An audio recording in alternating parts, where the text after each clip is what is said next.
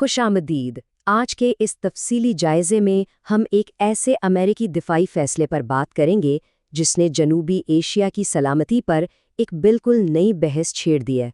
دیکھیں، یہ کوئی عام سی مرمت کا معاملہ نہیں ہے، بلکہ دہائیوں پرانے F-16 جنگی طیاروں کو جدید ترین ٹیکنالوجی سے لیس کرنے کا ایک بہت بڑا قدم ہے۔ پرانے طیاروں کو آج کے دور کے مطابق ڈھالنے کے اس عمل میں سفارتکاری، دفاعی حکمت عملی اور ٹیکنالوجی کا ایک ایسا جال بچھا ہے جسے سمجھنا بہت ضروری ہے۔ تو چلیں جلدی سے اپنے آج کے روڈ میپ پر نظر ڈالتے ہیں۔ ہم اس $488 ملین کے معاہدے سے بات شروع کریں گے، پھر radar systems, network centric warfare, اس سب کے پیچھے موجود جیو پالیٹکس اور آخر میں خطے کے بدلتے توازن کو سمجھیں گے۔ پہلا حصہ $488 ملین کا معاہدہ۔ دراصل یہ ایک بہت بڑا دفاعی معاہدہ ہے۔ جدید فضائی طاقت کو برقرار رکھنا کوئی سستا کام نہیں ہے۔ اب ذرا اس ہندسے کو دیکھیں، $488 ملین یہ کوئی معمولی رقم نہیں ہے۔ یہ ایک زبردست اور حیران کن کانٹریکٹ ہے جو امریکی فضائیہ نے مشہور ڈیفنس کمپنی نارتھروپ گرومن کو دیا ہے۔ اور یاد رہے، یہ محض کوئی وقتی مرمت نہیں، بلکہ طیاروں کے لیے ایک طویل مدتی ٹیکنیکل اور انجینئرنگ سپورٹ ہے۔ دلچسپ بات یہ ہے کہ اگرچہ اس معاہدے کی وجہ سے پاکستان کے طیاروں پر بڑا اثر پڑ رہا ہے، لیکن حقیقت میں یہ امریکہ کے فورن ملٹری سیلز کے ایک بہت وسیع پروگرام کا حصہ ہے۔ اس پروگرام کا بنیادی مقصد کیا ہے؟ دنیا بھر میں موجود اتحادی ممالک کے فضائی بیڑوں کی دیکھ بھال کرنا۔ جیسا کہ ہم یہاں دیکھ سکتے ہیں، اس لسٹ میں بحرین، بیلجیم اور ترکی جیسے دیگر اہم ممالک بھی شامل ہیں۔ آگے بڑھتے ہیں اپنے دوسرے حصے کی طرف، F-16 ریڈار سسٹمز کی اپگریڈیشن، یعنی طیارے کا اصل دماغ۔ دیکھیں، طیارے کا ریڈار ہی اس کی آنکھیں اور اس کا دماغ ہوتا ہے۔ طیارہ کتنا ہی تیز کیوں نہ ہو، اگر دماغ جدید نہیں تو جنگ جیتنا ناممکن ہے۔ اور یہاں ایک بہت ہی زبردست اور دانستہ فرق رکھا گیا ہے۔ امریکہ نے ان پرانے میکینیکل ریڈارز کے لیے جدید سافٹ ویئر اور پروسیسنگ اپ گریڈز تو دے دیے ہیں، لیکن اپنے جدید ترین ES سے ریڈارز کو جان بوجھ کر روک لیا ہے۔ ایسا کیوں؟ تاکہ خطے میں طاقت کا توازن بالکل ہی نہ بدل جائے اور پڑوسی ممالک کو براہ راست کوئی خطرہ محسوس نہ ہو۔ اب ذرا اس ٹائم لائن پر غور کریں۔ یہ جو طویل مدتی سپورٹ ہے، یہ دراصل سال 2025 میں منظور ہونے والے $686 ملین کے نیٹ ورک اپ گریڈ کے سلسلے کی ہی ایک کڑی ہے۔ یہ نیا معاہدہ مارچ 2036 تک چلے گا، جس کا سیدھا سا مطلب یہ ہے کہ ان طیاروں کو کم از کم 2040 تک جنگ کے لیے پوری طرح سے تیار اور آپریشنل رکھا جائے گا۔ اور اس اپ گریڈ کا اصل ہدف کیا ہے؟ تقریباً 85 طیاروں کا ایک پورا بیڑا۔ حیرانی کی بات یہ ہے کہ ان میں سے کئی پرانے بلاک 15 ماڈلز 1980 کی دہائی کے ہیں، لیکن اس زبردست اپ گریڈ کا کمال ہی یہی ہے کہ یہ دہائیوں پرانے طیاروں کو بھی کم از کم 2040 تک جدید فضائی حدود میں انتہائی خطرناک اور متعلقہ بنائے رکھے گا۔ تیسرا حصہ، نیٹ ورک سینٹرک وارفیئر۔ یہاں ہم دیکھیں گے کہ جدید جنگوں میں ڈیٹا کا اصل فائدہ کیا ہے۔ یہاں آ کر جنگ کا پورا تصور ہی بدل جاتا ہے۔ معاملہ صرف میزائلوں سے ہٹ کر آپس میں جڑے ہوئے ڈیٹا پر آ جاتا ہے۔ آج کی جدید جنگ میں کوئی بھی طیارہ اکیلا نہیں لڑتا۔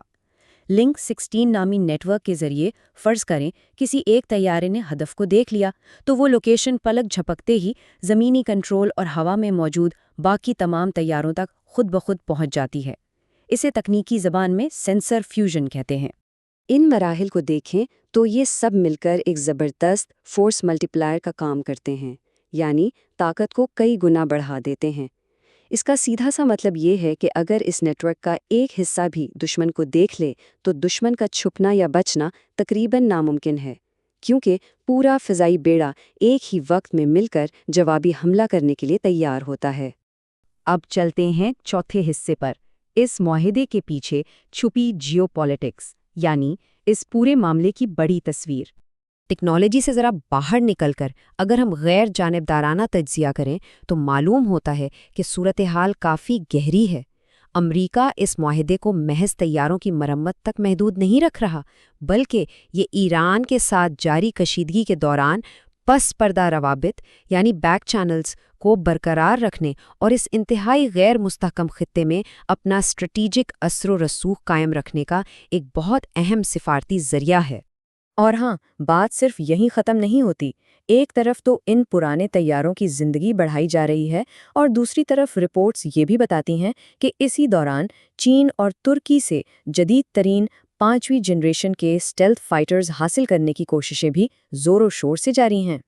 تو جب بساط پر یہ تمام تکنیکی اور سفارتی مہرے بچھائے جا رہے ہوں تو یہ سوال اٹھنا بالکل لازمی ہے کہ پڑوسی ممالک اور علاقائی سلامتی کے اس منظرنامے میں کیا بڑی تبدیلیاں آ رہی ہیں۔ یہی ہمارا 5واں اور آخری حصہ ہے، خطے کا بدلتا ہوا توازن اور الیکٹرانک وارفیئر کا کردار۔ یہ ساری چیزیں ہمیں الیکٹرانک وارفیئر کے بدلتے توازن کی طرف لے جاتی ہیں۔ اس گراف کو دیکھیں، نئے سافٹ ویئر اور تیز پروسیسنگ کی وجہ سے ان طیاروں کے پرانے ریڈارز کو ایک نیا دماغ مل چکا ہے، اور اب نتیجہ یہ ہے کہ دشمن کے لیے ان ریڈارز کو بلائنڈ کرنا یا جیم کرنا پہلے کے مقابلے میں بے حد مشکل ہو جائے گا۔ اس کو بہتر انداز میں سمجھنے کے لیے آپریشن سندور کی مثال پر غور کرتے ہیں۔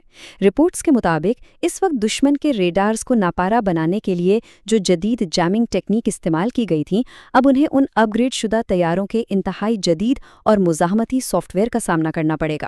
اور یقین جانیے، یہ ایک ایسی تبدیلی ہے جو ہوائی مقابلوں کی نوعیت کو یکسر بدل سکتی ہے۔ یہ بات ہمیں ایک انتہائی شاندار کال کی یاد دلاتی ہے کہ آج کی جنگ صرف میزائل اور بم کی نہیں، یہ ڈیٹا، نیٹ ورک اور رفتار کی جنگ ہے۔